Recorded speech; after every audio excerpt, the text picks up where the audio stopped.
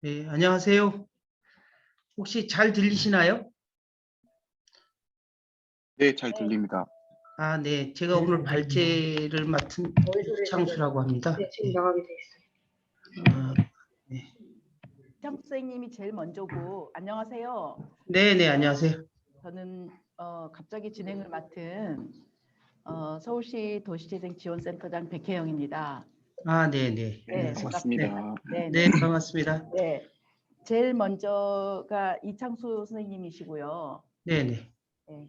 그리고 두 번째가 멕시코 사례가 또 상영이 될 거고, 세 번째가 이상욱 선생님이시죠. 네, 맞습니다. 네, 반갑습니다. 반갑습니다. 네. 네, 안녕하세요. 안녕하세요. 그다음에 괜찮아마을 홍동우 대표님. 네, 맞습니다. 그다음 해주시고, 그다음이 캐나다 사례가 발표되기 때문에, 그런데 우리에게 주어진 시간은 1시간 20분이고 발제가 많아서 아마 토론이 여의치는 않아 보입니다.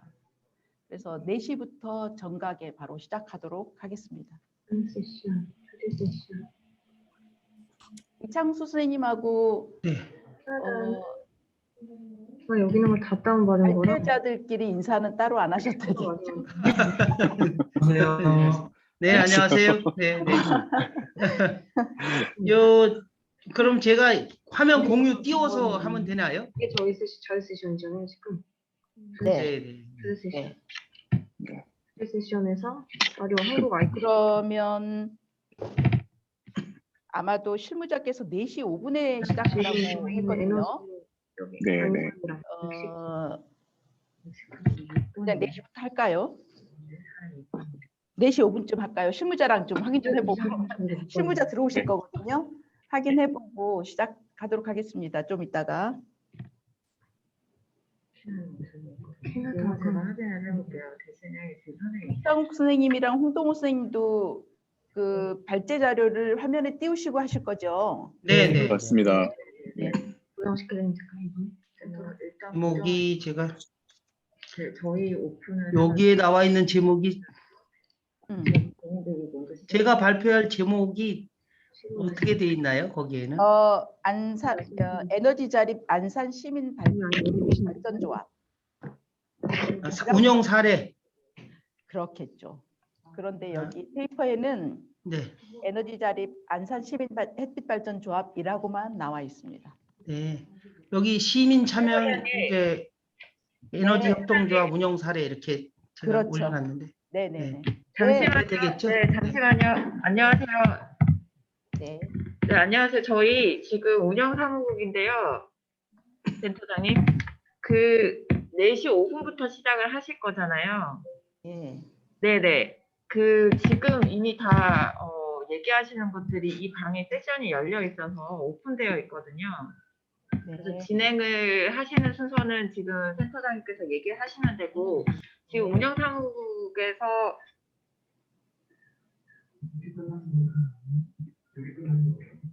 아니요 아직이요. 지금 운영사무국에서 캐나다랑 멕시코 부분은 영상으로 지금 진행을 할 거기 때문에 센터장님께서 그럼 발제하는 지금 한국분 3분에 대한 20분을 별도로 시간 체크나 이런 것들 진행을 같이 해주시면 될 것 같아요. 네. 네. 그럼 지금 4시거든요.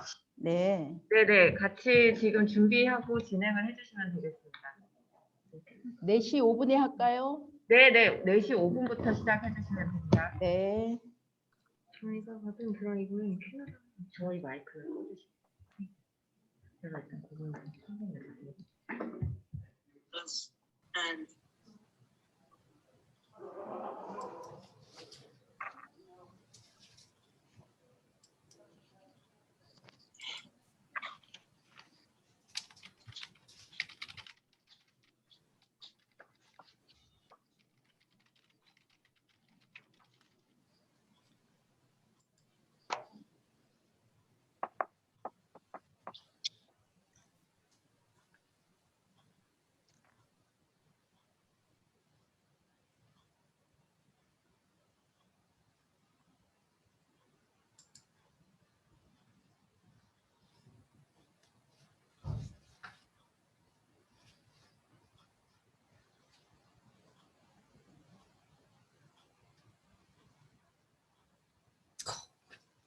에너지 섹션에 이창수가 들어. 네? 에너지 섹션을 4시부터 하는 건 섹션별이거든. 지금 에너지 쪽을 했는데 이창수가 갑자기 나와가지고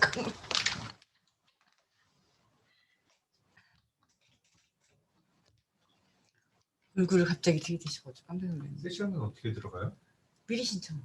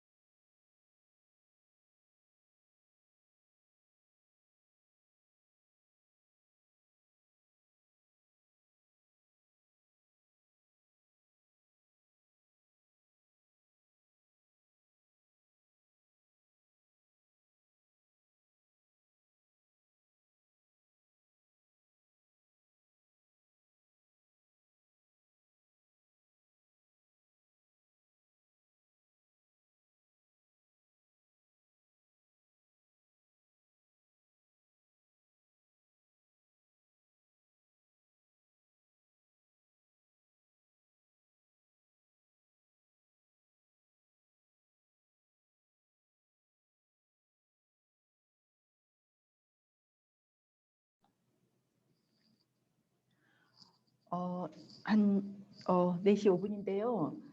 그 메시지가 떴네요. 발제하시는 분들은 본인 소속과 이름으로 참여 이름 변경을 부탁드린다는 운영 사무국의 메시지가 있었습니다.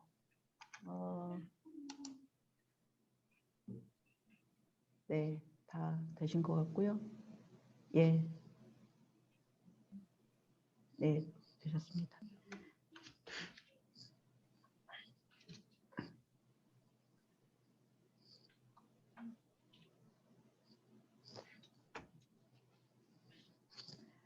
자, 그럼 시작해 보도록 하겠습니다. 별도 사무국의 안내 없이 바로 시작하기로 했기 때문에 진행하도록 하겠습니다. 안녕하세요.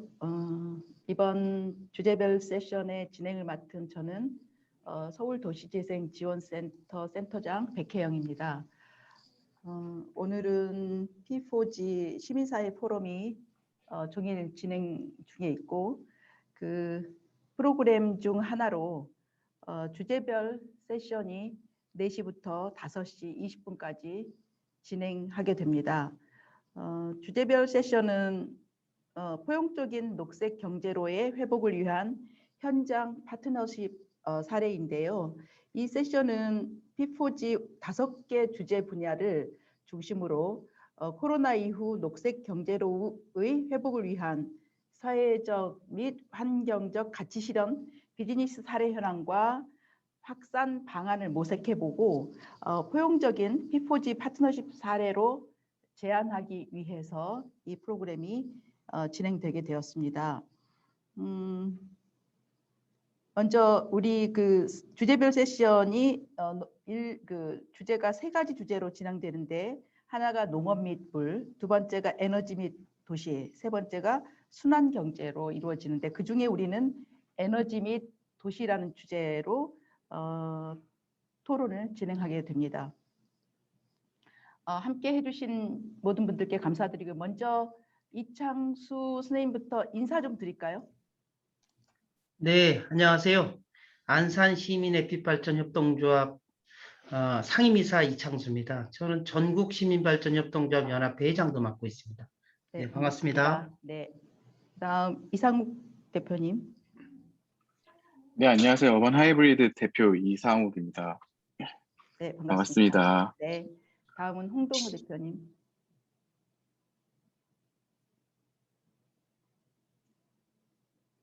홍동우 대표님 소리 안 들려요.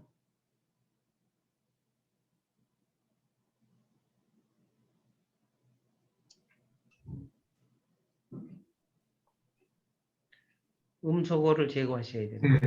네, 안녕하세요. 네, 목포에서 괜찮은 마을을 만들고 있는 주식회사 공장의 홍동우입니다. 반갑습니다. 네, 반갑습니다. 이 순서의 발제가 굉장히 많습니다. 5가지인데요. 먼저는 에너지 자립 안산 시민햇빛발전조합의 사례이고요. 두 번째는 멕시코의 지역 공동체 기반 지속 가능 에너지 조합을 그 사례를 영상으로 보게 됩니다. 세 번째가 서울 도심 공간재생 소셜벤처 어반 하이브리드의 운영 사례고요. 네 번째는 힐링 청년 공동체 소셜벤처 목포 괜찮은 마을 사례가 진행됩니다.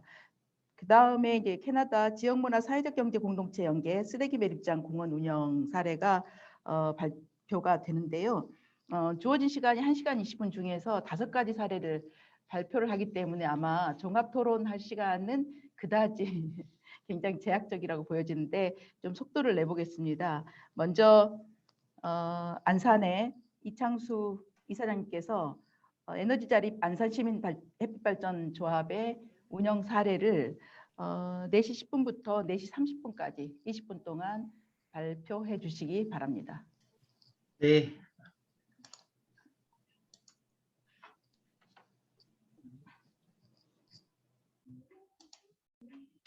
네, 안녕하세요. PPT를 공유하면서 말씀드리겠습니다. 저 다시 한번 소개드리면 전국시민발전협동조합 연합회 회장이면서 안산시민햇빛발전협동조합 상임이사입니다. 이창수입니다.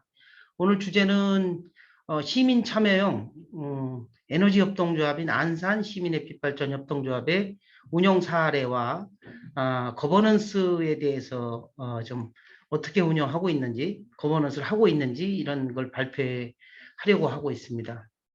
저희 에너지 시민 협동조합들은, 시민 참여형 에너지 협동조합들은 기후위기에 대응하기 위해서 만들어졌습니다. 그래서 저희들이 개개인이 활동하는 것보다는 협동조합 방식으로 시민들이 다수가 모여서 에너지 전환 운동을 하고 교육과 홍보를 하고 제반 이런 걸 하기 위해서 만들었고요.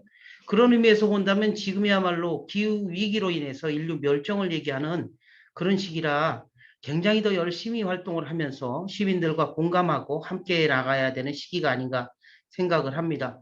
지금 자료처럼 멸종위기라고 하는 것이 IPCC에서 2018년에 10년 안에 우리 인류가 제대로 대응하지 못하면 필연적으로 인류는 멸종위기로 갈 수 있다라고 하는 끔찍한 발표를 사실을 했습니다. 그러고도 벌써 기간이 많이 지났습니다. 저희 에너지 협동조합들은 그러기 위해서는 전 세계인이 함께 대응해야 되고, 반대로 얘기하면 우리 지역에서부터 시민들이 함께 참여하고, 그러면서 이 기후위기에 대해서 공감하고 함께 실천하면서 많은 시민들한테 함께 하도록 이렇게 촉구하고 그렇게 나가는 것이 중요하다 해서 추진해 나가고 있습니다. 뭐 화면처럼 우리나라도 2050년에 탄소 중립 선언을 했고요. 국회에서도 국회 특위를 구성하겠다고 했습니다. 200개가 넘는 지방 정부도 기후위기 비상 선언을 했습니다. 문제는 이런 선언을 한 거는 중요한데 선언한 만큼 비상 행동을 하느냐 하는 문제가 남아 있습니다.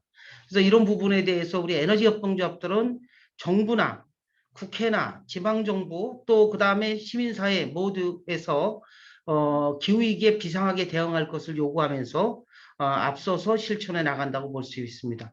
기후위기 대응 방안은 에너지 전환, 온실가스를 배출하지 않는 재생에너지로 전환하는 것이 시급하고, 또 항상 해온 것처럼 에너지 절약이나 그런 부분을 통해서 온실가스 배출을 억제하는 건데, 저희 에너지 협동조합들은 에너지 전환 쪽에 더 방점을 두고 활동을 하고 있습니다. 뭐 아리백 운동은 전 세계적으로 지금 벌어지고 있는 건데, 한국에서도 이제 SK그룹을 비롯한 많은 대기업들이 아리백 선언을 하고 있고요.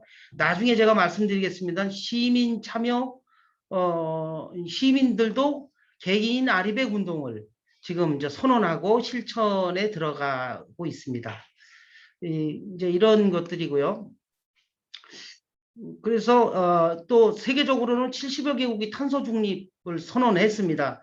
사실 유럽이나 이런 많은 나라들은 세부 계획까지도 유엔에 제출하고 했는데 한국도 시급하게 세부 계획을 제출하는 것이 필요하지 않나 생각합니다.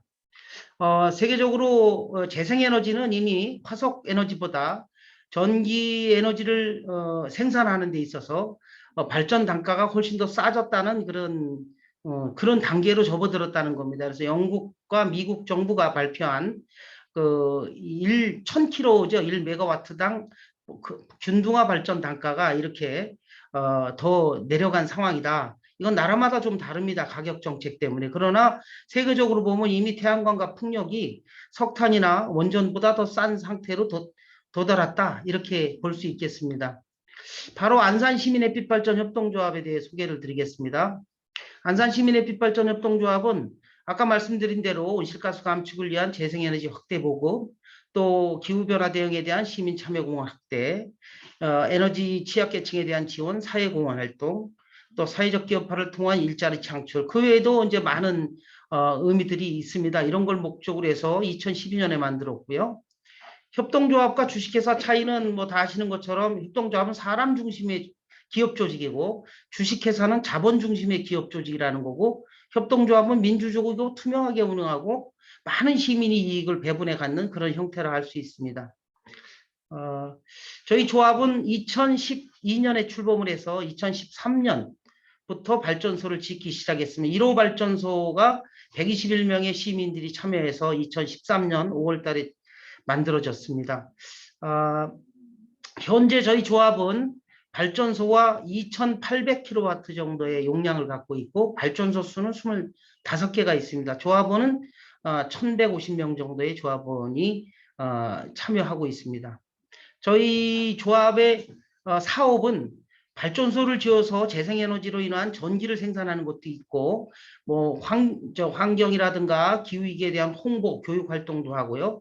또 태양광 발전소 설치 사업도 하고, 태양광 발전소 유지 관리 사업도 합니다. 그 외에도 여러 가지 사업들을 하고 있습니다. 저희 발전소가 조금 아까 말씀드린 대로 토탈 25개의 발전소가 있고 연간 370만 킬로와트 정도의 재생에너지로 인한 깨끗한 전기를 생산하고 있고요. 이것을 탄소 톤으로 환산한다면 화력발전소 대비 4,140톤의 온실가스를 감축하는 효과가 있다고 볼 수 있습니다. 1호 발전소, 2호 발전소 전경입니다. 1호 발전소에 참여한 시민들의 명패고요. 3호 발전소는 안산의 대규모 체육관입니다. 실내 체육관, 상록수 체육관에 돼 있고요. 200kW 용량입니다. 4호 발전소는 제일 큰 발전소인데요. 와스타디움이라고 종합운동장 주차 빌딩에 돼 있습니다. 300kW 용량입니다. 이렇게 많은 300명 이상의 시민이 참여해서 발전소를 지었습니다. 5호 발전소는 재활용 선별장이라는 곳입니다. 그래서 100kW고요. 6호 발전소는 또 올림픽 기념관이라고 하는 곳에 76kW 발전소가 지어져 있습니다. 7호 발전소는 문화예술의 전당에 있습니다. 100kW고 8호 발전소는 반월배수지라고 이 물탱크입니다. 수도를 공급하는 곳인데요. 여기 물탱크 위에 100kW가 또 설치되어 있습니다. 9호 발전소는 감골시민홀이라고 하는 체육관입니다. 거기에 100kW가 설치되어 있고요. 10호 발전소는 와동체육관이라고 있습니다. 200kW입니다. 굉장히 큰 거고요. 이 차가 이렇게 작은 거로 봐서는 체육관이 얼마나 큰지 알 수 있습니다. 11호 발전소는 청소년 수련관입니다. 50kW짜리고요. 12호 발전소는 생활폐기물 처리 시설에 있습니다. 14호 발전소는 와동 배드민턴장에 225kg 용량의 지붕에 설치되어 있습니다. 그다음에 15호 발전소 차량 등록 사업소에 67kg짜리가 되어 있고 16호 발전소는 반월 배수지에 또 하나가 더 있습니다. 97kg고요. 17호 발전소는 일동 배수지라고 여기도 또 다 물탱크입니다. 거기에 99kg짜리가 되어 있습니다. 18호 발전소는 게이트볼장입니다. 전부 다 안산시의 공공부지입니다. 건물에 99kW짜리가 되어 있고 19호 발전소는 안산 정수장입니다. 요게 우리 협동조합이 건설한 발전소고요. 요거는 안산시가 한 겁니다. 207kg고요. 그 다음에 20호는 바로 조금 아까 비어있던 자리입니다. 이렇게 여기 비어있던 자리를 20호로 이렇게 했고요. 20-1호로 이렇게 옆에다가 또 설치를 했습니다. 21호 발전소는 손부동 다목적 체육관입니다. 수영장 뭐 이런 곳인데요. 70kW가 되어 있고요. 22호 발전소는 점섬 체육관이라고 하는 곳입니다. 80.9kW가 이렇게 설치되어 있습니다. 23호 발전소는 하수처리장입니다. 안산시 하수처리장인데 100kW가 설치되어 있고 24호 발전소도 하수처리장에 그 옆에 또 추가로 100kW가 설치되어 있습니다. 25호 발전소는 우리 안산시민 햇빛발전 협동조합에 소유하고 있는 공장 옥상에 이렇게 100kW를 또 설치했습니다. 이렇게 25호 발전소 25개 발전소에 2800kW가 설치되어 있다는 거고 지난 8년 동안 설치한 것입니다. 그 나머지는 이제 중간에 비어있던 곳이 있습니다. 13호 발전소 이런 게 있는데 이런 부분은 추가로 지금 설치하려고 하고 있고요.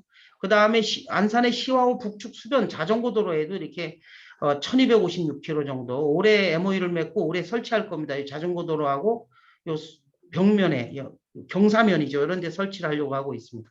수상태양광도 시화호라는 곳이 안산에 있는데 시화호에 10만 킬로가 넘는 10만 2,500km 정도 대규모 태양광 발전소를 계획하고 있고 1만 명의 시민을 참여시켜서 하려고 지금 추진하고 있습니다.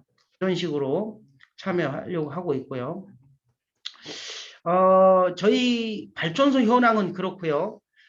정부 및 공공기관과 어떤 협력을 하고 있나 거버넌스 문제가 이제 우리 또 얘기가 되는데 사실은 정부하고는 저희가 3020 우리나라 3020 계획할 때 TF위원으로도 참여하고 국회 토론회라든가 산업부하고 간담회라든가 등등을 통해서 정부의 이 재생에너지 정책에 대해서 계속 저희들의 의견을 내고 공유하고 있습니다. 그래서 정부의 그린 뉴딜이나 국민 참여에 협력을 하고 있는데 생각보다 정부와의 협력이 덜 되고 있다. 저는 그렇게 생각합니다. 그래서 정부가 공공부지를 국민 참여하는 협동조합들한테 많이 빌려준다고 했는데 아직 그런 부분에서는 성과가 잘 나지 않고 있다 생각하고요. 오히려 그와 비해서 지방정부와 협력은 잘 되고 있습니다. 그에 비해서. 그래서 지역의 에너지 자립 계획이나 그린뉴딜 계획에 적극 시민 참여들이 하고 있고요. 시민 참여형 발전소 부지를 아까도 보셨듯이 안산시가 안산협동조합이 상당히 많은 부지를 빌려주고 있고요. 앞으로도 빌려주려고 하고 있습니다. 이것이 거버넌스라고 생각하고요. 인허가 과정이라든가 임대료 산정 문제나 제반 부분에 있어서 여러 가지 어려움은 있지만 협력을 같이 잘 하고 있다 생각하고요. 안산시가 에너지 자립 도시로 가는 데 있어서 시민 참여가 굉장히 큰 힘이 되고 있고 시민들의 지지를 바탕으로 해서 안산시가 좀 더 과감한 정책을 펴고 있다 이렇게 생각할 수 있습니다. 경기도 같은 경우도 경기도에서도 경기도에 26개 협동조합이 있습니다. 시민 참여 협동조합이 있는데 이 협동조합들한테 바로 그 부지를 빌려주려 하고 있고 생태계 조성 사업을 하고 다양한 사업들을 지금 하고 있습니다. 바램을 본다면 부족한 것 같지만 실제 이제 시작이기 때문에 거버넌스가 좀 더 차근차근 더 잘 될 거로 저는 믿고 있습니다. 민간끼리 협력 사례는 뭐 저희가 전국시민발전협동조합 연합회, 경기도시민발전협동조합 협의회, 또 기후위기 비상행동, 또 뭐 전국협동조합 협의회, 또 에너지전환 포럼, 뭐 사회적 경제 조직들과의 연대, 또 다양한 연구기관들, 민간기업들하고도 연대를 해나가고 있습니다. 이걸 통해서 사회적 경제인 시민참여형 협동조합들이 좀 더 이런 지역사회에서 또 전국적으로 위상을 좀 더 확대해 나가고 있다는 말씀을 드리고 싶습니다. 저희 안산협동조합은 매년 5% 정도의 여기 나와 있는 5% 정도의 배당을 주고 있습니다. 한국의 저금리 시대에서 5% 배당은 그래도 꽤 괜찮아서 시민들이 돈이 상당히 많이 들어오고 있습니다. 저희 조합에 시민들이 한 38억 정도를 출자했습니다. 적은 돈이 아닙니다. 1150분이 38억을 출자를 해서 요새는 시민들이 출자가 굉장히 활발하고 그렇다는 말씀을 드리고 싶습니다. 지역사회 공헌 활동도 굉장히 많이 하고 있습니다. 저희가 사회적 기업이면서 협동조합이기 때문에 주식회사와 다른 점을 아까 말씀드렸는데 그런 의미에서 본다면 사회 공헌 활동이 굉장히 활발하다. 한국의 대표적인 기업이 삼성전자인데 삼성전자보다 사회 공헌 활동이 더 많을 거다 이런 말씀을 드리고 싶은데 금액으로는 도저히 안 되지만 매출 이익 대비 비율로 따지면 우리가 그렇게 할 수 있다. 물론 삼성전자가 우리보다 더 잘해주면 한국 사회가 좋아지겠죠. 그래서 그런 말씀을 좀 드리고 싶습니다. 앞으로 우리 협동조합들은 지역사회 공헌이라든가 그 국민들의 그린 뉴딜 차원에서의 이익 공유라든가 이런 부분에 좀 더 신경을 많이 쓰고 가려고 하고 있습니다. 그리고 저희가 전기공사업 분야도 하고 있습니다. 많은 발전소를 짓고 있는데 큰 발전소부터 작은 발전소까지 이렇게 쭉 발전소를 지어 나가고 있습니다. 또 하나는 유지관리 사업도 열심히 하고 있습니다. 그래서 유지관리 부분에서도 많은 이제 일들을 해나가고 있다 하는 말씀을 드리고요. 시간 관계상 빨리빨리 넘기겠습니다. 정부 조달 사업에도 참여하고 있습니다. 또 안산시 에너지 마켓도 에너지 절약 사업이라 그랬죠. 마켓도 운영하고 있습니다. 그 다음에 협동조합을 활성화하는 협동조합을 만들고 하는 경기도와 하는 경기국 사업도 쭉 해왔었고요. 그 다음에 교육 홍보 사업들을 많이 이렇게 하고 있습니다. 정책연대 부분도 많이 하고 있습니다. 그래서 각종 토론회들 많이 하고요. 국회에서도 토론회들이 매년 한 두세 번씩 하고 있고요. 전국 시민 참여형 협동조합 연합회가 있습니다. 이렇게 한 60여 개가 있습니다. 그래서 연합회를 만들어서 아까 그런 정책 연대도 하고 같이 서로 협력하고 이렇게 해나가고 있습니다. 전국연합회의 목표는 2030년까지 1000개 협동조합을 만드는 것이고요. 300만 조합원을 하겠다. 기후위기 시대에 충분히 가능한 목표라고 저희들은 보고 있습니다. 매출을 10조 정도 하려고 하고 있고요.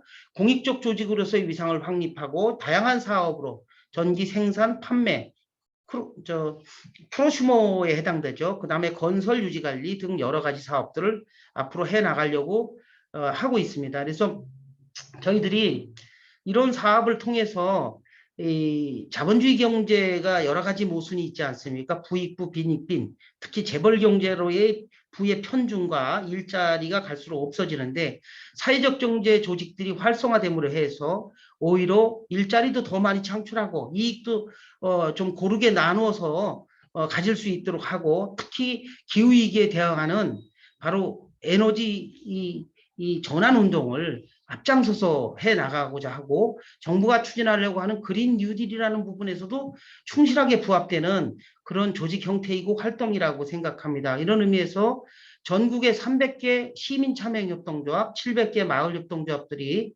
차질 없이 만들어지도록 노력을 할 거고요. 많은 시민들이 함께 하기를 고대하고 노력하겠습니다. 이상으로 마치겠습니다.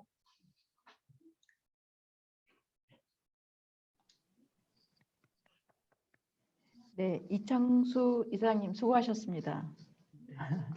시간을 5분 정도 당겨주셔서 발제 시간이 조금 벌렸습니다. 네, 수고하셨고요.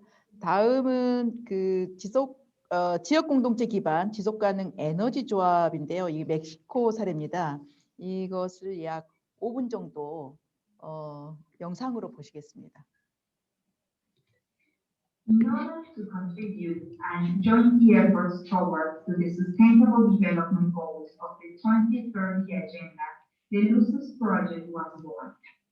This project joins that of ensuring affordable and environmental friendly energy, aims to be part of the development and implementation of cooperative models for sustainable energy.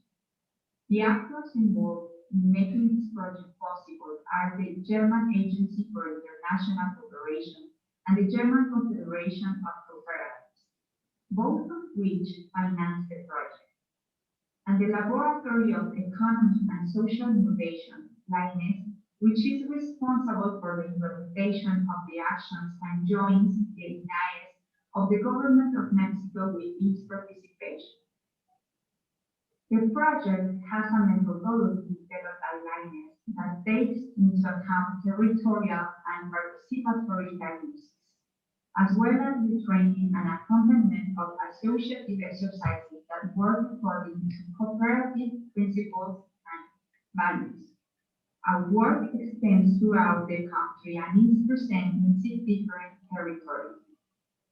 Ures, Sonora. In the north of the state, work is underway to establish an energetic cooperative with members of the Municipal Public Safety Directorate of the Ures City Council. Tonalá, Jalisco. In western Mexico, we are facilitating the transition from artisanal brick production to sustainable production under decent working conditions that generates greater competitiveness in the market. San Miguel Viejo and FAR.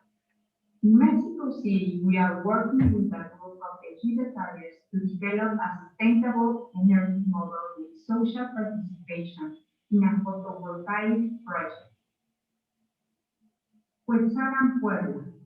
In the center of the country, we join the energy sovereignty plan of 3 communities in Sierra Norte de Puebla. Punta Allen, Quintana Roo.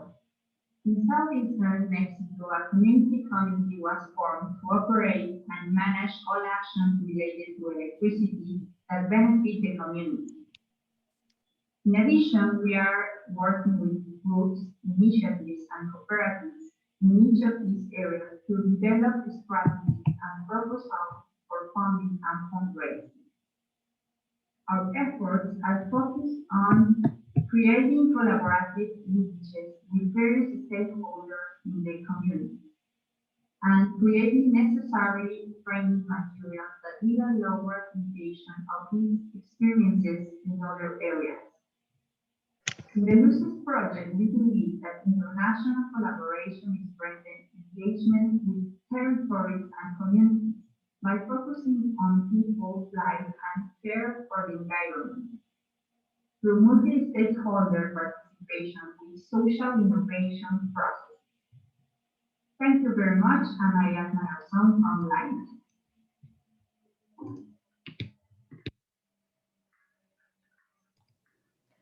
네, Con el fin de contribuir y unir los esfuerzos hacia los objetivos de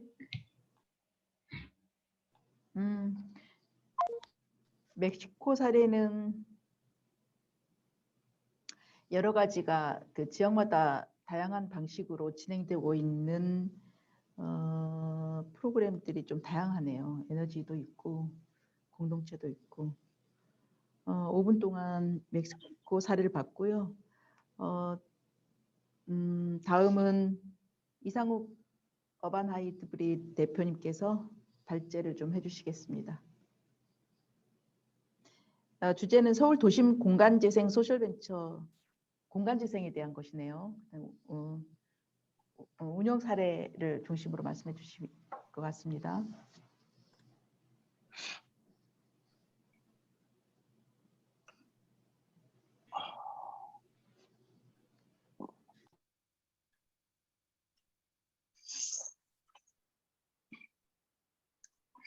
네, 반갑습니다. 어반 하이브리드의 이상욱이라고 합니다.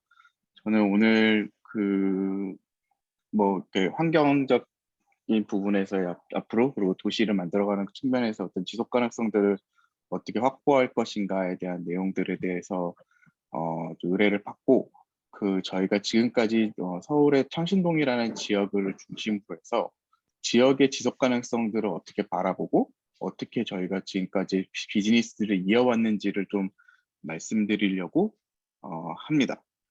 잠시만요. 네. 전체 화면이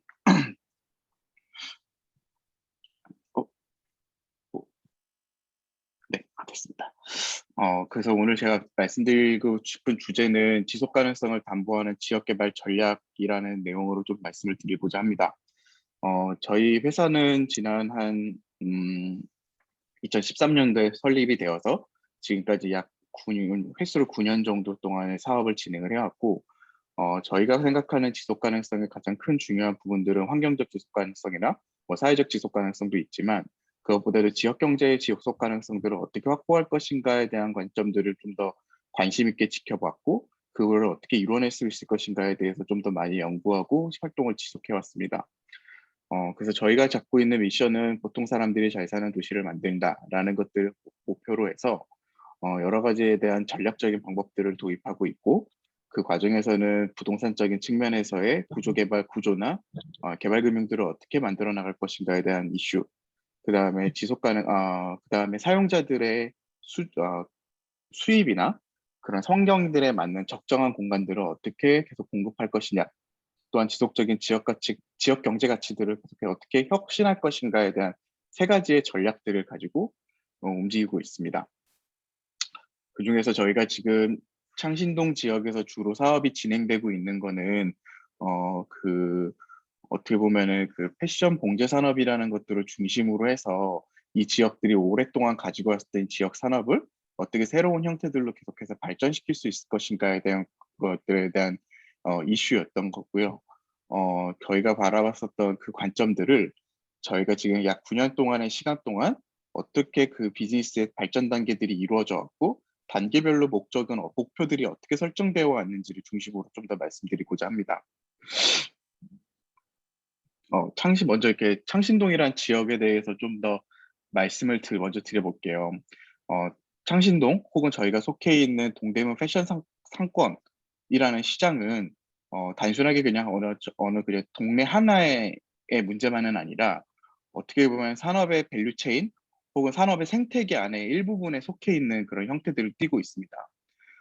우리가 쉽게 알 수 있는 동대문 쇼핑센터 혹은 도소매 상가 같은 것들을 중심으로 해서 원부재재 상가라든가 혹은 그 주변에 있는 지역들에서 생산되고 있는 봉제 공장들, 이런 것들이 서로 연결되고 서로 유기적인 관계를 맺고 있으면서 전체적인 산업들을 이끌고 있는 형태들을 띠고 있습니다. 그렇게 되면서 창신동이라는 지역들은 그 중에서의 어떤 제조적인 제조 역할들을 담당하고 있는 지역이긴 했는데요.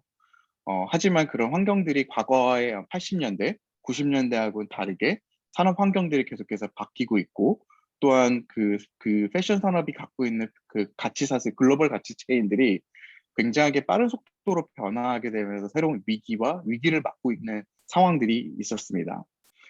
대표적으로는 이런 창신동이나 동대문 지역들에서 생산되는 옷들이 대부분 부가가치가 상대적으로 낮은 옷들이기 때문에 실질적으로 이 사람들이 가져갈 수 있는 부가가치라는 것, 그 경쟁력이라는 것들이 가격 경쟁력들을 중심으로 이루어져 왔고, 그러다 보니까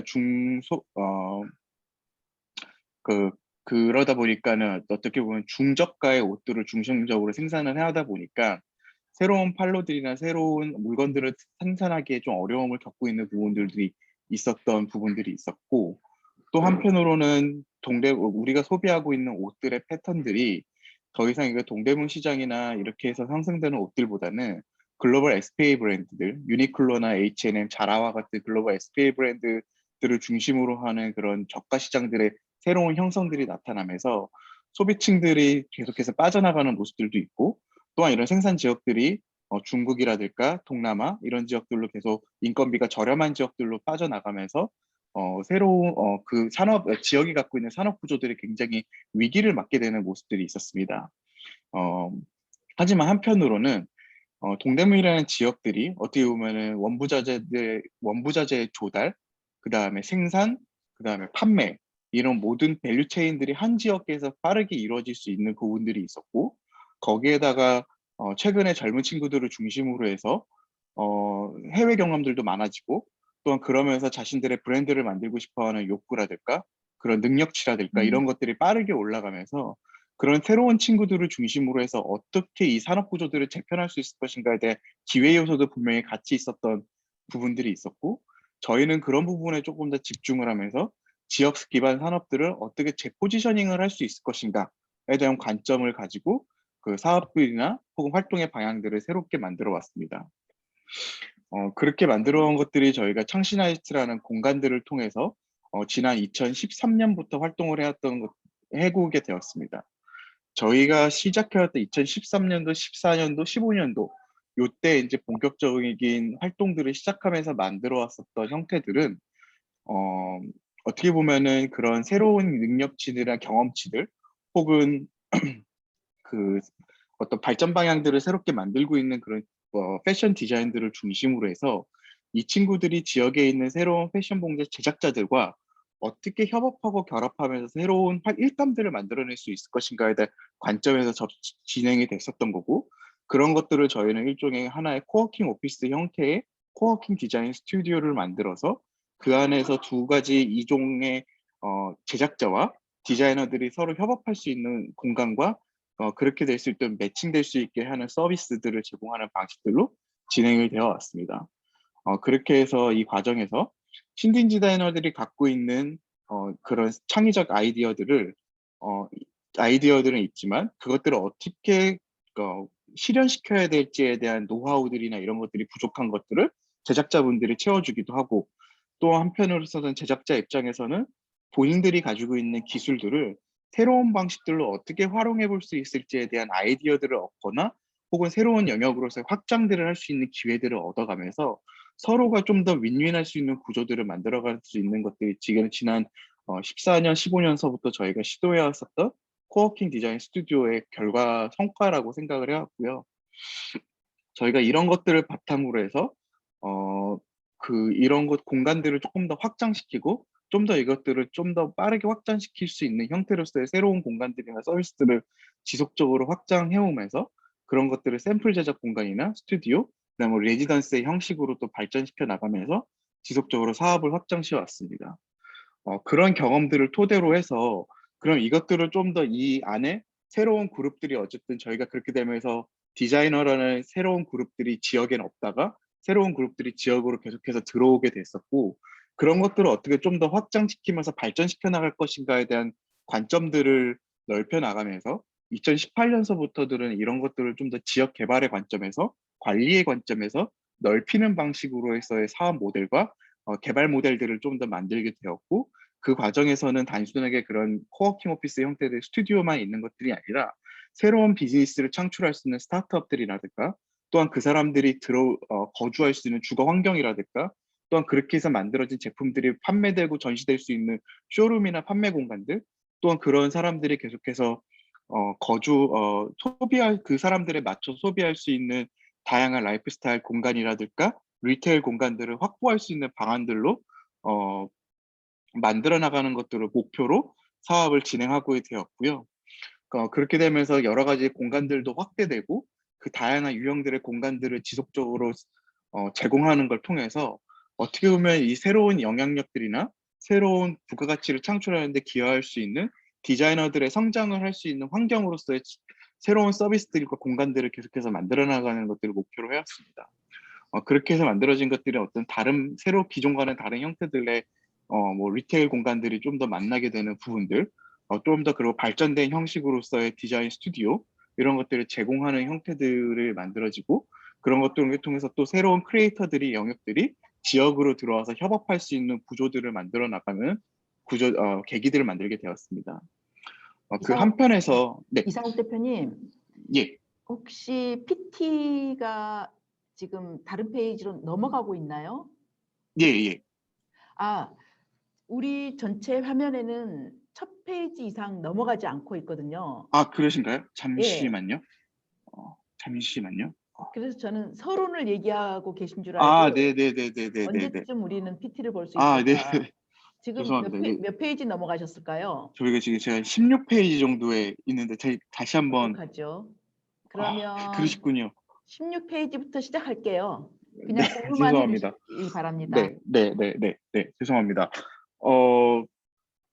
그 과정들을 겪어가면서 저희가 어떻게 하면 이런 것들을 지역의 지속 가능성들을 확보할 수 있을 것인가에 대한 문제에서 첫 번째 이슈였었던 공간적 지속 가능성들을 확보하는 전략으로서는 어떻게 보면 지역 사람들에게 있어서의 그런 적정한 가격대와 의 공간들을 이용할 수 있는 형태들이 있을 것인가에 대한 고민점들이 들어가면서 그 부분에 있어서는 조금 더 이 부동산을 개발하는 구조들을 조금 더 혁신할 수 있는 필요점들이 있다라는 관점들을 가지고선 시작을 그런 부분들에 대한 툴들을 좀 더 쓰게 되었었고요. 그렇게 함에 따라서 좀 더 어떻게 보면은 자산들을 유동화시킬 수 있고 좀 더 다양한 사람들이 참여할 수 있는 구조, 혹은 어떻게 하면 그걸 개발할 수 있는 과정에서의 거버넌스 형성하는 방식들로서의 여러 가지 방법들을 활용을 하면서 일종의 저희가 지역개발 펀드라는 것들을 만드는 방식들을 통해서 사업들을 진행해왔고, 거기에 공공기금들을 적절한 레버리지를 활용해서 할 수 있는 방법들을 이용해서 그런 적정한 수익성과 공공성을 확보할 수 있는 모델들을 만들어 왔고, 실제로 그런 것들이 2018년서부터 작동을 하면서 저희가 어떤 임팩트 자본들이나 혹은 엔젤 투자와 같은 자본들과 결합을 하고 거기에 어떤 공공의 기금들이 적절하게 활용되는 방식들의 펀드를 조성하고, 그런 것들을 통해서 지역의 자산들과 지역의 프로그램들을 투자할 수 있도록 하는 형태들을 만들어서 그 형태들을 기반으로 해서 공간들이나 서비스를 계속 구축하고 거기에 계속 신진 디자이너들이나 지역 패션 제작자들이 참여할 수 있는 형태들로 사업들을 진행해 왔습니다. 또한 그거를 단순하게 그렇게 해서 그냥 공간만 운영되는 형태들보다는 새로운 참여자들이 어떻게 지역에서 계속 상생할 수 있을 건가에 대한 협력 방식들을 고민을 하면서, 단순하게 그냥 저희가 모든 서비스를 제공하는 형태들은 아니라 서울이나 혹은 주변에서 좀 더 영향력 있거나 혹은 그렇게 좀 더 잠재성들이 있는 크리에이터들 그룹들과 함께하면서 그 사람들과의 수익을 공유할 수 있는 방식들이나 혹은 그 사람들과의 상생할 수 있는 방식들을 계속해서 활용을 하는 방식들을 통해서 사업들을 진행해 오고, 그렇게 해서 다양한 새로운 그룹들이 지역으로 참여할 수 있는 인프라들과 그 사업 구조들을 만들어가는 방식들을 통해서 장기적으로 지역 가치를 향상할 수 있는 모델들을 만들어 왔습니다. 그러다 그게 지난 작년까지의 저희가 지금까지 지금도 계속되고 있지만 그렇게 작년까지 진행되고 왔었던 하나의 사업의 트랙이었다면, 지금부터는 조금 더 다른 트랙으로서의 두 번째 트랙들이 시작이 되는데요. 그것들은 이제는 여기서 활동하고 있는 새로운 그런 청년 그룹들이라든가 혹은 새로운 디자이너 그룹들, 크리에이터 그룹들을 어떻게 하면 지역의 자산으로서 조금 더 성장시킬 수 있을 것인가에 대한 관점으로 저희가 사업을 접근하고 있는 부분들이 있습니다. 그래서 그런 것들은 어떻게 보면 일종의 사람들을 인큐베이팅하고 일종의 하나의 지역 출신들의 어떤 스타 그룹들을 계속해서 만들어낼 수 있는 기반들을 닦아 나가는 것이라고 저희는 생각을 하고 있고요. 그 과정에서는 국내에서 진입되고 있는 그 패션 디자이너 커뮤니티들이 저희가 지난 몇 년 동안 사업을 진행하면서 계속 그 커뮤니티 그룹들이 계속 커지게 되는 부분들이 있었고, 그런 것들을 적정하게 활용하고 또 그 지역이 갖고 있는 전통적 자산들을 매칭시키는 것들을 통해서 새롭게 생산 체계들을 구축하고 그것들을 활용하면서 서로 간에 협업할 수 있는 거리들을 더 많이 늘려나가는 방식들을 통해서 또한 그 과정에서 새로운 생산품이라든가 새로운 브랜드들을 계속해서 육성해 나가는 방식들을 통해서 사업들을 전개시키고 있는 과정이고요. 그렇게 해서 이 산업들에 있어서 그 각 단계별로의 디자인을 개발하고 상품들을 기획하는 단계, 또한 그런 기획된 상품들을 생산하는 단계, 또 그것 때문에 마케팅되고 세일즈되는 전 단계들을 함께 투자하고 진행할 수 있는 플랫폼들을 지금은 새롭게 구축하고 있는 중에 있습니다. 그런 것들을 저희가 작년에서도 계속해서 만들어가면서 작년 한 해에만 10개의 브랜드에 13개 정도의 아이템들을 지속해서 계속해서 만들어내고, 그런 것들을 대기업이나 글로벌 유통 채널들과 결합시켜서 판매하고, 또한 그런 것들의 그걸 통해서 새로운 비즈니스의 그 각자 개인 브랜드들의 비즈니스의 발전 방향들을 만들어내가는 방식들을 통해서 지금은 그 디자이너들을 육성할 수 있는 초 기반들을 만들고 있는 상황이고, 그 과정을 통해서 현재 창신동에서는 약 25개의 브랜드와 120명 정도의 디자이너 그룹들, 또한 실제적으로 1000여 명 정도의 디자이너 커뮤니티들을 계속해서 함께 만들어 나가고 있는 상황입니다. 저희가 이렇게 만들어가는 것들은 두 가지 어떻게 보면 사회적 임팩트를 추구하고 있는 상황인데, 어떻게 보면 지역에서의 지속 가능한 경제 성장과 양질의 일자리들을 지역 내에서 어떻게 계속해서 확보해 나갈 것인가의 문제, 특히나 기존의 산업 구조에서 있었던 사람들을 새로운 산업 구조로 혹은 조금 더 발전된 형태로서의 어떻게 그런 사람들을 계속 편입시킬 수 있을 것인가에 대한 관점에서 시작하고 있는 거고, 그런 것들을 통해서 지역의 경제 구조들이 계속해서 지속성들이 확보되고 혁신하는 것 통해서 단순하게 물리적으로나 사회적으로만 지속 가능성이 있는 것들이 아니라 실질적으로 사람들의 자립 기반들이 계속해서 발전될 수 있는 기반들이 만들어지는 것들을 목표로 사업들을 계속해서 발전시켜 나가고 있는 거고, 그런 것들을 어떻게 보면 물리적 관점과 혹은 산업적 관점의 양측에서 이런 것들이 계속해서 결합되고 확장되는 것들을 통해서 생활 기반들이 확장되고 그 안에서의 삶의 질들이 계속해서 개선될 수 있는 지역으로서 나아가는 것들을 하나의 목표점들을 삼고 지금도 사업을 진행되고 있는 중입니다. 제가 앞에서 조금 화면 공유가 좀 제대로 안 되는지 모르고 이렇게 좀 진행이 돼서 좀 죄송한 마음인데요. 좀 발제 이후에 토론이 진행되면서 좀 더 여러 가지 말씀드릴 수 있으면 다시 슬라이드 좀 공유하면서 말씀드리도록 하겠습니다. 감사합니다. 네, 어반 하이브리드 이상욱 대표님의 발제 감사합니다. 궁금한 것도 많아요. 아까 이창수 이사장님의 햇빛발전 협동조합만 해도 그렇고요. 이상욱 선생님 창신동 중심으로 패션 봉제, 지역, 커뮤니티, 종합 선물 세트처럼 지역 개발을 하고 계신데 이 한정된 시간 안에 다 못하게 됨을 아쉽게 생각합니다. 네, 발제 잘 들었습니다. 다음은 홍동우 우리 괜찮아 마을 목포 사례를 좀 들어볼까요? 진행해 주시기 바랍니다. 네, 잠시만요. 화면 공유했습니다.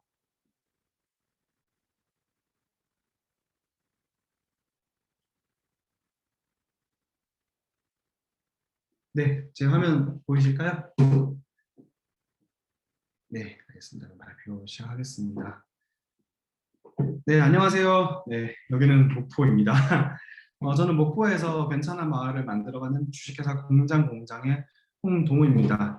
여기 계신 분들 혹시 뭐 제 아이가 있으실 수도 있겠는데 아니면 다 컸을 수도 있고 네, 여러분들 혹시 아이가 놀이터에 놀러 간다 그러면 보통 어머니들이 뭐라고 당부의 말씀을 전할까요? 네, 보통 뭐 차 조심해라 이렇게 말씀하시지 않으실까요?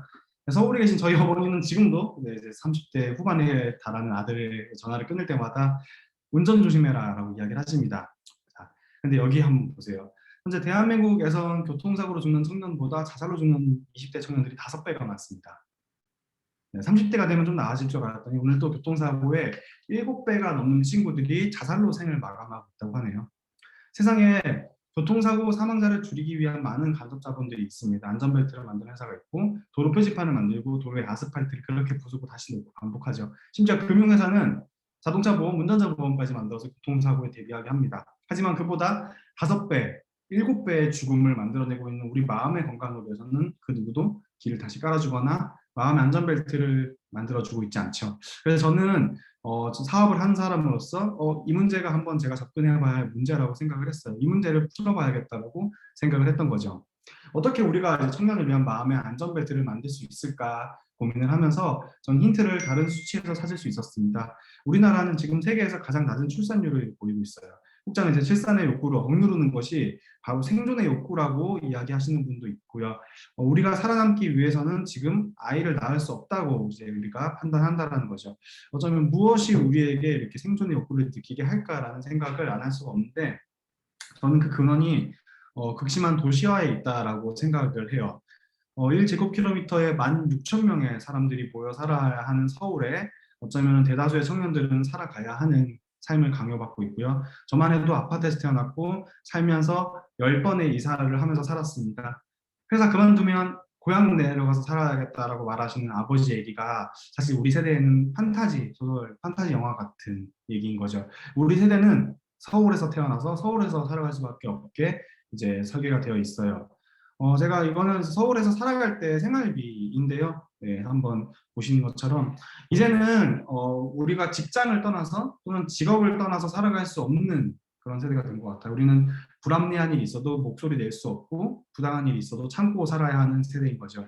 이렇게 해서 서울에서 살아가야 하는 우리가 거의 하루 대부분의 시간을 생계 유지를 위해서 돈을 벌면서 살아가고 있는 건데요. 뭔가 이 돈을 벌기 위해서 우리는 쉴 수도 없고 또 실패할 수도 없고 그런 청년들에게 어쩌면은 누군가가 하고 싶은 일을 하면서 살아가라라고 말하는 건 마치 어쩌면 꿈과 같은 이야기인 거죠. 그래서 저희는 이제 청년들에게 고향을 만들어 줘야겠다라고 생각을 했어요. 이게 바로 저희의 해결책입니다.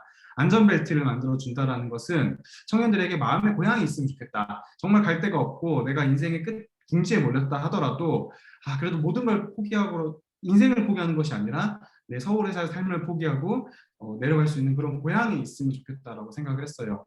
그러면 자신이 하고 싶은 일을 하면서 살아갈 수 있는 세상을 만들어주면 그곳이 어쩌면 청년들에게 이제 안전벨트가 될 거라고 생각을 했죠. 그러기 위해서는 먼저 그들에게는 고향 집과 같이 언제든 이용할 수 있는 저렴한 집이 있어야 된다라고 생각을 했고요. 또 지속 가능하게 살아갈 수 있는 문화와 경제가 필요하고 그리고 그들이 함께 행복할 수 있는 공동체가 필요하다고 생각했어요. 어쩌면은 도시 하나인 거죠. 도시 전체라고 볼 수 있는 거예요. 근데 대부분의 지금의 지방 소도시들은 대부분의 이런 도시 기능을 상실하고 청년들이 떠나가게 되고 결국 또 도시는 공동화되고 다시 더 청년들은 어떻게 보면 오지 않는 그런 마을이 되어가고 있죠. 저희는 그런 청년의 마음의 고향을 만들어가기 위해서 최소 단위의 기능을 넣은 최소의 어떤 도시를 만들어야겠다고 생각을 했어요. 그게 바로 괜찮아 마을이고요. 괜찮아 마을은 청년들을 위한 공동체 공간을 만듭니다. 그리고 그들이 쉬고 상상할 수 있는 문화적 프로그램과 함께 지속 가능하게 살아갈 수 있는 공동체 플랫폼을 만들고 있어요. 먼저 공간 얘기부터 하자면 저희는 공폐가가 많은 지방 소도시의 빈집을 활용해서 청년들이 저렴하게 이용할 수 있는 공유 숙소와 공유 주방, 공유 가게, 공유 사무실을 만들고 운영을 하고 있습니다. 이 모든 것이 어떻게 보면 청년 기업인 저희에게 가능했던 이유는 서울의 20분의 1에 해당하는 어떻게 저렴한 지역에서 저희가 이런 것들을 할 수 있기 때문이기도 하고 또 이런 청년들의 활동에 또 신영년 지원해 주시는 또 투자해 주시는 어떤 시민들의 힘이 있었기 때문이라고 저희가 표현을 합니다. 저희가 지금까지 시민들의 자금으로 24억을 투자받아서 이제 목포에 집을 사고 그걸 이제 수리해서 청년들을 위한 공유공원들을 만들어가고 있고 또 정부에 또 이제 어떻게 보면은 용역 사업 또는 이제 지원 사업 등을 통해서 약 14억 정도를 끌어와서 이 목포에서 이런 활동들을 하고 있습니다. 자, 공간만 있으면 되는 게 아니라 이제부터 본격적으로 청년들이 들어왔을 때 이 고향으로 왔을 때 할 수 있는 활동들이 있어야 한다고 생각을 해요. 한 번도 지방 지역에 살아본 적 없는 대다수의 청년들이 잠시 쉬면서 다른 삶을 모색할 수 있는 프로그램을 저희는 만들고 있습니다. 먼저 쉼 프로그램이 있고요. 또 상상 프로그램은 그동안 삶에 지쳐서 서울에서는 감히 할 수 없었던 그런 상상을 할 수 있게 하는 그런 어떻게 보면 이제 프로그램들을 제공한다라고 볼 수 있습니다. 이제 궁극적으로는 여기서 좋은 동료를 만나게 하는 게 목표예요. 좋은 동료를 만나서 신뢰를 기반으로 하는 새로운 사회적 자본을 경험하고 상상한 일을 결국엔 이뤄내게 하는 것까지가 어떻게 보면 저희가 제공해 줄 수 있는 역할이라고 생각을 하고요. 또한 이제 계속해서 이렇게 대안적인 삶을 살아가고 싶다라고 생각하는 청년들이 생활 공동체에 이루어서 비용을 낮추고 또 성장해서 돈을 벌기까지 하는 일들을 저희는 오가나이제이션하고 조직하고 실행하는 게 이제 괜찮아 마을의 역할이었습니다. 저희는 이 과정을 통해서 어떻게 보면 이제 사실 이게 저희의 비즈니스인데 이 과정을 통해서 사실 좀 놀라웠던 경험들을 많이 겪었어요. 먼저 120명의 중장기 체류 프로그램이 저희 120명이나 중장기 체류 프로그램들을 체험을 했고 그 중에서 약 82명 정도는 자발적으로 난 더 남아서 지역에서 어떻게든 살아볼게요라고 이야기하는 사람들이 생겼고요. 아예 눌러 앉아서 아직까지 계속 살아가는 주민이 한 34명 정도 된다라고 이야기합니다. 이런 괜찮아 마을을 구경하기 위해서 여러 지역에서 방문하시는 분들이 연간 한 3,4천 명 되고 또 우리 현재 한 1,000평 정도 되는 공간 연면적으로 조성해서 청년들을 위한 공유 공간으로 만들어가고 있습니다. 네. 원도심 내 21개의 빈집에 청년들이 들어가 살고 있거나 일을 하고 있고요. 공공과 민간 합쳐서 40억 정도의 규모의 자금을 저희가 목표로 이제 끌어왔다라고 얘기합니다.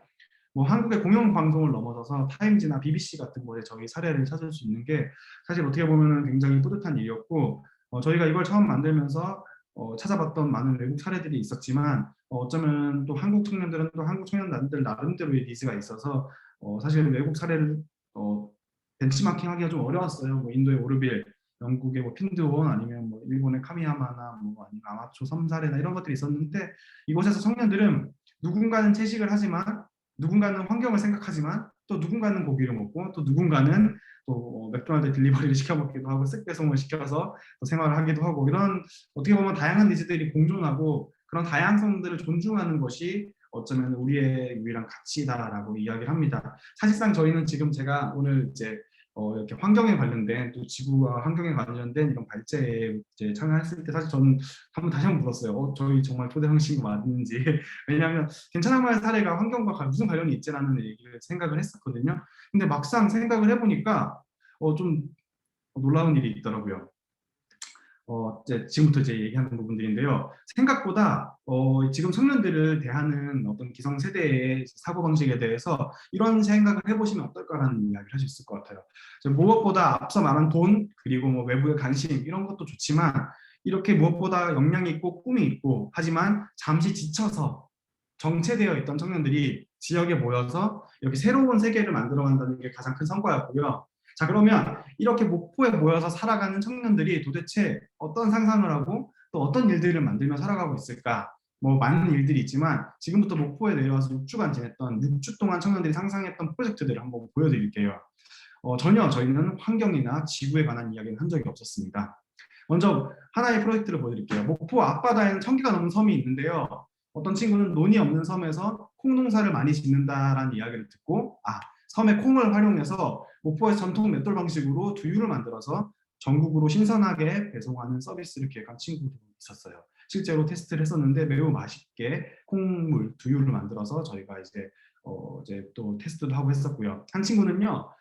바닷가에 나가니까 이제 버려지는 그물이 많더라고요. 또 그 그물을 계속 엮는 어르신들이 있고 그럼 버려지는 그물과 그 그물을 엮는 어르신들이 기술을 활용해서 다양한 제품을 만들어 보면 좋겠다라고 생각을 하고 기획을 해서 제품을 만들어 본 친구도 있었고요. 자, 그리고 남도의 많은 천연 재료들을 연구하고 그 향기로 제품을 만드는 향기 제품들을 만드는 친구도 있었고요. 네. 또 어떤 친구는 에너지와 관련된 제품을 사고 파는 에너지 편집 시장을 기획했었는데 저 잘 이해는 안 되는데 좀 다소 엉뚱하지만 어쨌든 이런 시도들이 되게 뭔가 박수칠 만하다라는 생각을 했었어요. 서울까지 유통이 어려워서 로컬에서 저렴하게 소비되고 안 팔리면 버려지는 무화과를 처음 먹어본 이곳 남도에 와서 처음 먹어본 친구들이 잼이나 버터, 퓨레 같은 걸 만들어서 오랫동안 먹을 수 있게 하는 고민들을 하기도 했었고요. 지역의 로컬 식재료로 만든 로컬 푸드를 보다 많은 사람들이 즐길 수 있게 하는 도시락을 기획한 친구도 있었고 대기업의 외식 사업부에서 오랫동안 일을 하다가 이곳에 와서 또 이런 이제 로컬 푸드에 관련된 이제 새로운 도전을 또 이제 했고 지금도 계속 이 일을 하고 있어요. 지역의 로컬 푸드를 연결하는 일들을. 어떤 친구는 주민들이 함께 겨울에도 이용할 수 있는 공유 온실을 저희 마당에다가 만들어서 오픈을 해서 주민들이 온실을 이용할 수 있게 한 친구가 있고요. 어떤 친구는 버려지는 커피 찌꺼기를 가지고 인테리어 소품을 만들어서 젠가라는 걸 만들어서 이렇게 그걸 판매하기도 했었고, 한 친구는 이 지역에 이제 개발되면서 철거되는 빈집의 폐자재를 모아서, 또 어떤 친구는 어르신들이 창고에 묵혀두고 사용하지 않는 옛날 물건들을 모아서 스토리를 물어 전시회를 열기도 했고, 어떤 친구는 그런 물건을 가지고 또 조명이라는 것에 특화해서 조명을 만들어서 조명 제품을 판매하는 이제 친구도 있었고요. 지역에서 무언가 행사를 열고 책을 만들고 할 때 이 친구들이 신기하게도 다 플라스틱을 쓰지 않고 친환경 소재를 쓰거나 아니면 뭔가 지구와 환경을 생각하는 그런 이야기들 하더라고요. 처음엔 좀 잘 이해가 안 됐었어요. 또 어떤 친구는 버려진 폐타이어를 밑창으로 하는 신발을 만들자는 아이디어를 3년 전에 냈었는데 실제로 시제품도 만들고 사진 촬영을 했던, 그러니까 이제 폐타이어의 바닥면이 이제 어떻게 보면 신발의 깔창이 밑에 창이 되는 이제 그런 또 아이디어를 내서 제품을 만들었던 친구도 있었고요. 목포 위판장에는 매일 신선한 수산물 경매를 위해서 하루에 수백 개 어상자가 만들어지고 또 버려집니다. 그렇게 만들어진 어상자를 어떤 친구가 발견하고 저렴하게 구해서 입간판을 만들거나 인테리어 소재로 활용하거나 하는 친구도 있었어요.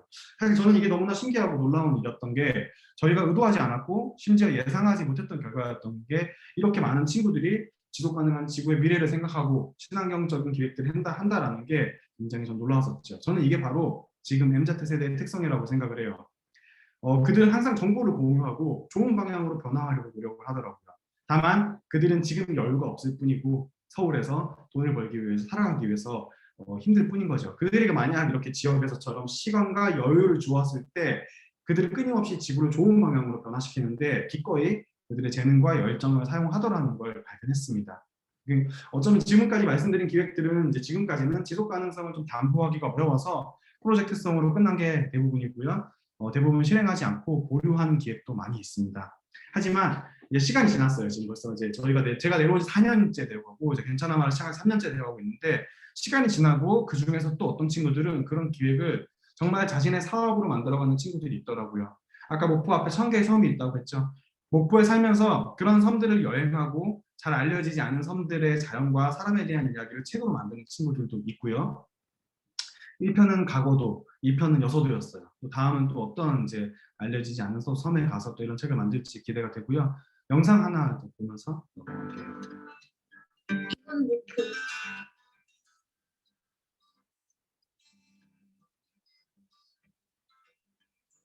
도시에서의 무수한 시선에서 벗어나 각자의 선택을 존중하고 싶어하는 이들이 하나둘 모였다. 나를 위한 한 끼로 자신을 사랑하게 된 사람, 조금 더 건강한 식사를 실천하려는 사람, 얼굴하지 않게 먹고 싶은 사람, 무엇이든 맛있는 게 좋은 사람, 베지테리언 친구와 함께하고 싶은 사람, Take life step by step, 완벽하지 않아도 괜찮은, 틀림이 아닌 다름을 인지하며 우리들의 속도로 할 수 있는 것부터 차근차근 채워나가 보기로.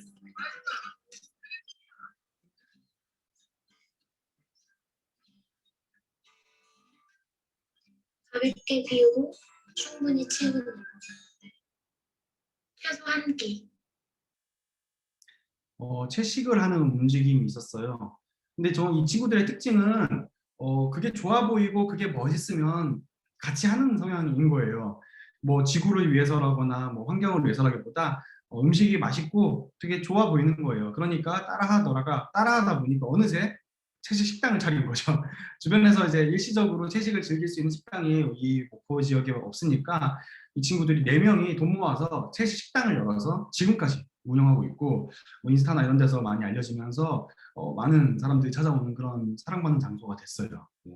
또 어떤 친구는 로컬푸드 음식점을 운영하고 있는데요. 환경과 사람에게 모두 건강한 소울푸드를 만들어서 판매하는 음식점을 열었고, 일회용품은 당연히 사용하지 않고 재료 하나하나 로컬 음식들을 선별해서 그걸 가져와서 스토리를 사람들에게 이야기하면서 파는, 그런 어떻게 보면 조금 바보 같지만 느리지만 또 어떻게 보면 정성스럽고 굉장히 고마운 그런 음식점을 열어서 또 사랑받는 또 친구가 있고요.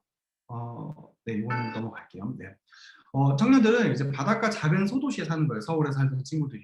새롭게 세상을 배우고 있어요. 바다에서 한 번도 살아보지 않았던 친구들이 지구의 소중함도 느끼고 또 얼마나 세상에 오염됐는지를 몸소 느끼고 우리가 사는 공간을 청소하면서 기꺼이 실천을 하더라고요. 놀라운 일이었어요. 누가 시킨 것도 아니고 다시 한번 저는 이게 MZ세대에 이런 힘이 있다라고 저는 이야기를 합니다. 또 어떤 힘이 있냐. 한 번은 생선배에서 플라스틱이 나왔어요. 이걸 소셜미디어에 올리고 그게 모든 3사 방송사를 비롯해서 종편에 다 취재를 받으면서 세상을 떠들썩하게 했던 아귀 배에서 나온 플라스틱 사건, 바로 괜찮아 마을에서 청년이 이제 어떻게 보면은 올리는 거예요. 이런 플라스틱 해양 쓰레기가 우리 밥상까지 올라왔다는 것을 전 세계 전국에 보여주고 굉장히 심각성을 알렸던 일이 있죠. 네, 어쩌면은 지금 세대의 새로운 이런 일들이 이제 일어나고 있다는 거고, 어쩌면 앞으로 다음 세대에 이런 환경이나 지구에 대한 이야기를 하기 위해서 우리는 어떤 그들에게 무엇을 제공해줘야 될지. 마지막 사례인데요. 서울 청년인데 이제 어떻게 보면 이탈리아에서 음식 공부를 하고 한국에 왔어요. 레스토랑을 운영을 하다가 쉼이 필요해서 괜찮아 마을에 내려온 셰프가 있었는데요. 그는 이제 함께 한 이곳에서 사람들에게 이제 마지막 때 밥을 이제 제공하고 싶었던 것 같아요. 그래서 소셜 다이닝을 열었어요. 근데 그 친구는 시장에서 못생겨서 버려지는 채소들을 다 긁어 모아서 근사한 요리를 만들어서 제공을 했죠. 모두 감동했고 굉장히 맛있게 저희가 먹었고 좋은 시간을 보냈어요. 다시 한번 저는 이게 바로 이 세대의 힘이라고 생각합니다. 그들에게는 공동체가 필요하고 공동체 속에서 분명 세상을 아름답게 할 거라고. 이 소셜 다이닝 영상 마지막으로 한번 보면서 발표 마치도록 하겠습니다. 네, 감사합니다. 지금 모두가 둘러앉아 있는 이 식탁은 여느 때와 같은 평범한 저녁 식사였고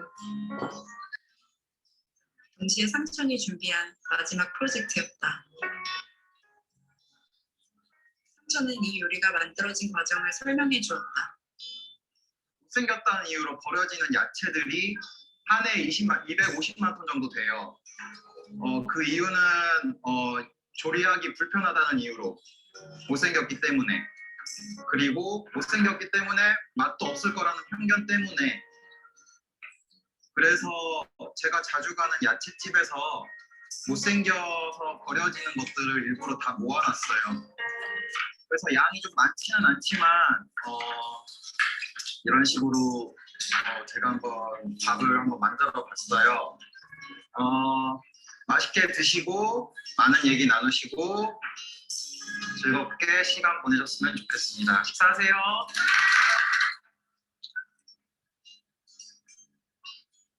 삼촌이 만들어낸 요리에는 괜찮아 마을 식구들에게 전달하고 싶었던 마음이 담겨 있는 것 같았다.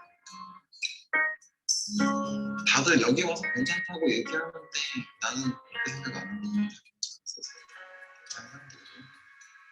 다 괜찮았는데 잠깐이죠. 말가닥한 거지. 괜찮은 마을에서 괜찮은 하루를 보냈고 괜찮은 마음가짐으로 쭉 이어질 거라는 생각합니다. 괜찮아 마을이 끝나고 앞으로 우리는 어떤 삶을 살게 될까? 어쩌면 이 기간이 끝난 후 사람들은 우리가 했던 시도들이 현실의 문제를 해결해 주지 않는다고. 세상은 괜찮아 마을 같지 않다고 말할지도 모르겠다. 마치 괜찮다는 위로 한마디에 우리가 금세 가치 있는 존재가 되는 건 아니니까. 그래도 우리는 이 기간 동안 우리의 쓸모를 떠올리거나 존재의 의미를 찾는 일에 최선을 다했다. 산다는 것에 어떤 의미가 있냐고 누군가 나에게 물어올 때 어떤 인생이든 살아갈 의미가 있다고 확실히 말해줄 수 있을 때까지 말이다. 네, 발표 마치도록 하겠습니다. 네. 네, 홍동우 대표님 수고하셨습니다. 눈물이 좀 찡하기도 하고 그러네요. 그 다음에 알고서 행동하는 것이 아니라 그냥 행동하는 것이 지역에 지구의 사회에 도움되는 예, 청년들의 다양한 사례가 사례 그 자체로서도 아름다운 실험이고 과정이고 의미가 있다고 보여집니다. 괜찮아 마을은 참고로 제가 재작년에 한번 투어할 때 홍동 대표님 만나서 안내를 받은 적이 있었는데요. 아무튼 예, 잘 봤습니다. 다음으로는 캐나다 사례인데요. 캐나다 몬트리올시의 쓰레기 매립장 공원 운영에 대한 사례를 약 7분 정도 영상으로 보시게 되겠습니다.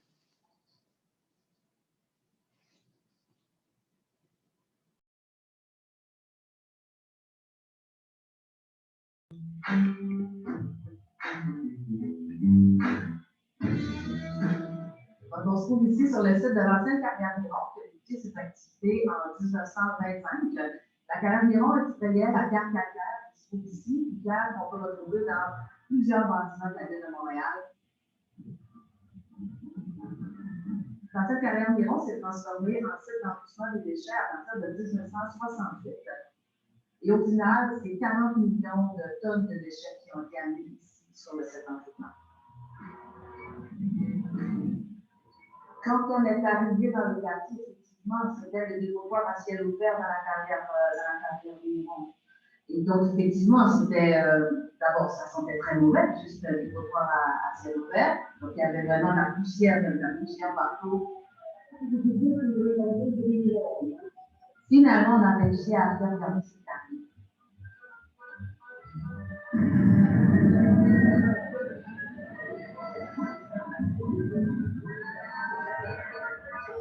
Plusieurs contestations populaires, la Ville de Montréal a racheté le site d'enfouissement à la carrière Miron parce que la Ville a eu la vision de créer un parc sur l'ensemble des déchets. Ce que la Ville a choisi de faire, c'est de parcourir un réseau de 17 km de tuyaux dans les déchets pour capter le biogaz. Et la Ville a procédé à une couche de recouvrement des déchets pour les sceller complètement.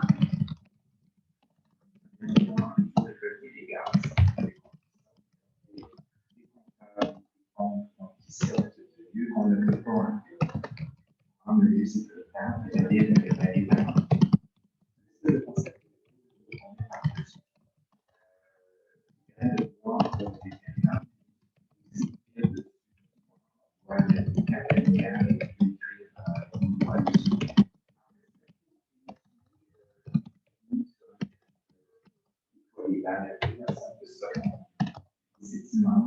on voit pas la fin.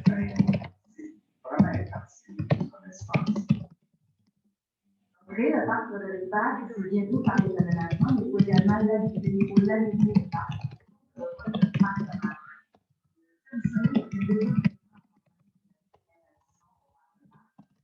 Montréal, c'est rapidement à la de l'objectif, dont le Sol du Soleil fait partie, pour créer une nouvelle entité qui s'appelle la Chaude.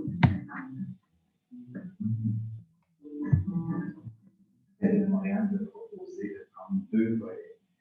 D'abord avec le pavillon d'accueil de ce futur grand parc-là. Il y a aussi la maison de culture pour le quartier Saint-Michel. Il n'y en avait pas de maison de culture. Ça nous permettait d'avoir les moyens de faire une formation spécifiquement gratuite pour les gens du quartier. Pendant l'été, il y a des activités avec l'école d'été. L'hiver, il y a des activités aussi pendant la semaine de relâche. Il y a toutes sortes d'activités, et même dans les spectacles, l'actualité. Elle offre des billets aussi à la population. Et on sait aussi maintenant que quand on veut faire un événement, on peut aussi demander à la police si c'est possible de le faire avec vous, de le faire chez nous. En 2010, quand il y a eu le tremblement de terre en Haïti, et donc 5 ans après le tremblement de terre, il y a eu une commémoration qui a duré 3 jours et la police nous a vraiment dit pour faire des locaux, de personnel et tout. Et là, c'est là qu'on a pu recevoir peut-être 3000 personnes qui sont venues donc faire cette commémoration. Ça s'est terminé par un grand spectacle de commémoration. C'est un partenaire de l'histoire.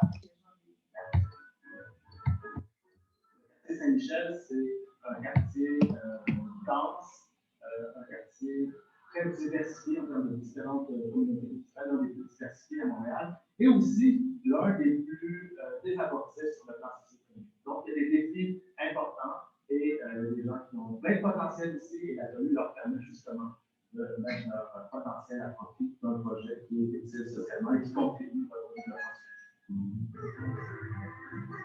Pour nous, c'est beaucoup plus d'aller chercher des partenaires, d'aller chercher des subventions, ce qu'elle est plus difficilement à faire.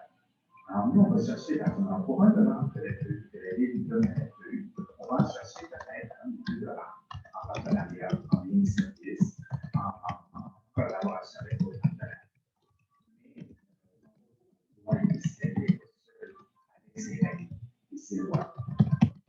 Les villes, les gouvernements municipaux ont un avantage à collaborer avec le secteur de l'économie sociale parce que c'est un secteur qui se situe entre la sphère privée et la sphère publique, qui permet à la fois une certaine autonomie, une certaine initiative, une agilité, une capacité à mobiliser des ressources que les villes toutes seules n'ont pas, et ils sont orientés vers le bien commun. Donc, c'est une distinction fondamentale par rapport au secteur privé. Par exemple, le but premier n'est pas de rentabiliser les investissements ou les actions, c'est vraiment de servir la communauté. Donc, le modèle d'entrepreneuriat collectif est tout à fait pertinent comme partenaire privilégié des villes pour faire face aux défis du 21e siècle.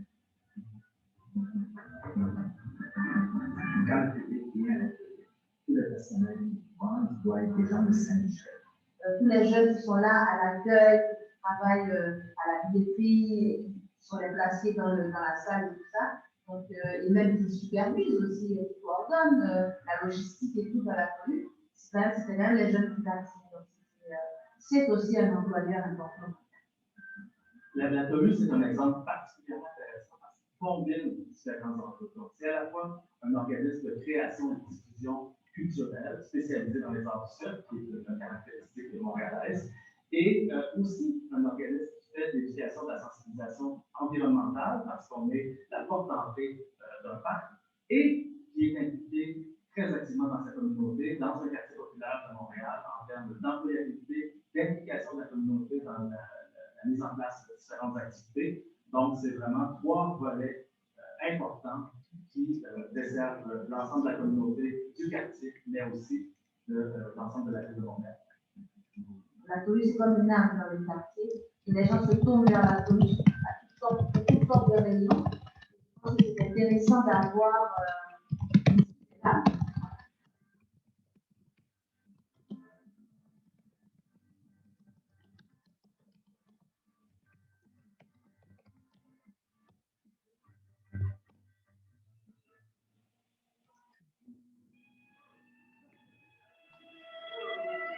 아, 네. 캐나다의 쓰레기 매립장 보니까 난지 공원이 생각이 나네요. 시간이 얼마 남지 않아서 또 애매하게 토론하다 보면 너무 늘어질 것 같고 그래서요. 저희가 주어진 시간이 5시 20분까지였는데 약 3, 4분 좀 남아 있거든요. 그래서 제 제안으로 토론은 안 하는 것으로 하고 오늘 그 P4G 시민사회 포럼 세션 중에서 우리가 에너지 및 도시라는 주제로 각 현장에서 비즈니스 사례를 통해서 아무튼 그 사회적 지속 가능한 사회를 위해서 노력하고 있는 사례들을 살펴보게 되었습니다. 오늘은 시민사회 포럼 내에 이런 사례를 제시한 것으로 의미를 좀 찾아야 될 것 같습니다. 안타깝지만 한 가지 안내를 드리자면 방금 전에 그 동영상으로 보신 캐나다의 쓰레기 매립장 공원 운영 사례와 멕시코의 지역 공동체 기반 지속 가능 에너지 조합 사례는 GCEF로 궁금하신 분들은 GCEF로 문의를 좀 해주시면 감사하겠고요. 곧 그 5시 30분에는 대회의실에서 폐회식을 하게 되고 그 폐회식에서 성명서를 낭독한다고 합니다. 많은 분들의 참여를 부탁드리겠습니다. 그럼 마지막으로 이창수 이사장님부터 이 P4G 시민사회 포럼에 던지는 한마디 메시지든 한마디를 이창수 선생님하고 이상욱 대표님, 홍동 대표님 이렇게 돌아가면서 한마디씩 하면서 이 세션을 좀 마무리 해야 될 것 같습니다. 이창수 선생님부터 우리 그 P4G 시민사회 포럼의 그 메시지 한마디 해주시는 것으로 마무리하겠습니다.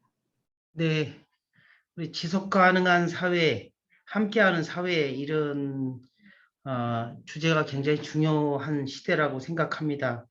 그런데 기후 위기가 너무 심각하게 오고 있습니다. 오늘도 우리 안산의 온도가 30도가 된 것 같아요. 그래서 너무 더운데요. 정말 기후 위기에 때를 놓치지 않고 대응하는 우리 인류가 됐으면 좋겠습니다. 모두가 함께 했으면 좋겠습니다. 고맙습니다. 다음은 이상욱 대표님. 네, 다시 한번 뭐 화면 공유가 제대로 안 된 거 좀 죄송하게 말씀드리고요. 뭐 여러 가지 측면에서의 지속 가능성이라는 것들이 굉장히 대두되고 있고 관심도가 많이 높아지고 있는데 어쨌든 우리가 살고 있는 지역비의 지속 가능성들을 담보할 수 있게끔 관심과 그리고 다양한 사람들의 뭐 의견, 뭐 아이디어나 이런 것들이 공유되는 것들이 굉장히 중요한 것 같아요. 그런 기반들을 만들어가는 중요한 시점들이 되었으면 좋겠습니다. 감사합니다. 네, 저는 뭐 청년 세대를 대변해서 함께 지구에 살아가는 하나의 일원으로서 좀 어리고 젊은 친구들한테 어떻게 보면 많은 아이디어와 또 많은 또 이런 활동들을 또 한번 기회를 열어주면 정말 좋은 또 어떻게 보면 움직임이 일어날 수 있을 거라고 생각합니다. 우리가 함께 모든 세대가 함께 이런 고민을 함께 풀어갔으면 좋겠습니다. 네, 감사합니다. 네. 네, 감사합니다. 저는 거꾸로 나오네요. 저는 글로 써봤는데 이런 green transformation, we can do it, we must do it.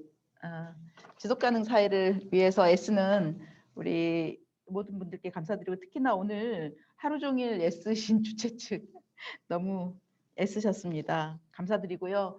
세 분 발제하시느라 애쓰셨고요. 모두 감사합니다. 또 뵙겠습니다. 마무리하겠습니다. 감사합니다.